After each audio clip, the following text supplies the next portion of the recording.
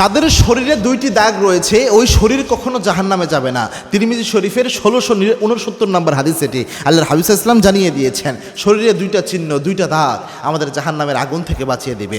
আল্লাহর হাবিব সাল্লাল্লাহু আলাইহি ওয়াসাল্লাম জানিয়েছেন তার মধ্যে এক ধরনের শরীর হচ্ছে, এক ধরনের দাগ হচ্ছে, কোনো ব্যক্তি যদি আল্লাহর জমিনে আল্লাহর দ্বীন প্রতিষ্ঠার সংগ্রাম করতে যায়, কোনো ব্যক্তি যদি জালেমের বিরুদ্ধে বিপক্ষে অবস্থান নিয়ে কোনো আন্দোলন সংগ্রাম করতে যায়, ওই অবস্থায় যদি ওই ব্যক্তি আঘাতপ্রাপ্ত হয়, ওই ব্যক্তির শরীরে যদি কোনো দাগ থাকে, এই যে দাগটা পড়েছে এই দাগ গলা জায়গাটা কখনো জাহান্নামের আগুনে জ্বলবে না।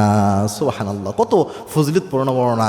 এই জন্যে এই যে আল্লাহর জমিনে আল্লাহর দ্বীন প্রতিষ্ঠা সংগ্রাম যারা করে তাদের জন্য এই ফজিলত। 2 নাম্বার, এই দাগটার ক্ষেত্রেও আল্লাহর হাবিব ইসলাম বলেছেন সেটা হচ্ছে যদি কোনো ব্যক্তির শরীরে নামাজ পড়তে পড়তে নামাজের দাগ পড়ে যায়, এরপরে রাসূল সাল্লাল্লাহু আলাইহি ওয়াসাল্লাম জানিয়েছেন কোনো ইবাদত করতে গেলে, ইসলামের কোনো বরকতময় কাজ করতে যেয়ে তার শরীরে কোনো আঘাতপ্রাপ্ত হয়, এটাও কিয়ামতের দিন অনেক ক্ষেত্রে সাক্ষী হতে পারে। কেননা এই সেজদার দাগগুলো, সেজদার জায়গাগুলো কিয়ামতের দিন কিন্তু আমাদের জন্য সাক্ষ্য দিবে। এটা হাদিস দিয়ে বোঝা যায়। আল্লাহর হাবিব সাল্লাল্লাহু আলাইহি ওয়াসাল্লাম একদা জানালেন, আল্লাহর হাবিব সাল্লাল্লাহু আলাইহি ওয়াসাল্লামকে প্রশ্ন করা হলো, ইয়া রাসূলুল্লাহ, কিয়ামতে লক্ষ কোটি উম্মত থাকবে, সব নবীদের উম্মত থাকবে, এর মধ্য থেকে আপনার উম্মতগুলোকে আপনি কিভাবে বাছাই করবেন? আল্লাহর হাবিব সাল্লাল্লাহু আলাইহি ওয়াসাল্লাম বললেন, ও সাহাবীরা, গুররাম মুহাজ্জালিন, তোমরা কি চিত্রা ঘোড়া দেখেছো কিনা? হাজার হাজার ঘোড়ার মধ্যে যেগুলোর কপালগুলো চিকচিক করতে থাকে, দেখলেই চেনা যায় এই ঘোড়াগুলোকে আলাদা করা যায়, এরকম কোনো ঘোড়া দেখেছো কিনা? সাহাবা একরাম বললেন, হ্যাঁ ইয়া রাসূলুল্লাহ।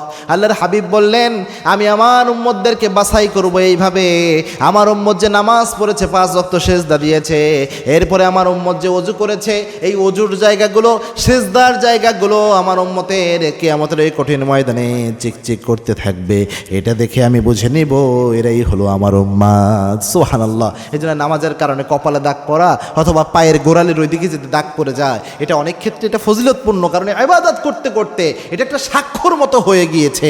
আল্লাহ রাব্বুল আলামিন যদি চান, আল্লাহ যদি ইচ্ছা করেন, এটার মাধ্যমে আল্লাহ আপনাকে গুনাহ মাফ করে আল্লাহ আপনাকে জান্নাতি বানিয়ে দিতে পারেন। এই জন্যে অবশ্যই এই 2টা জিনিস ফজিলতপূর্ণ। আল্লাহ আমাদের আমল করার তৌফিক দান করুন। আল্লাহুম্মা আমিন।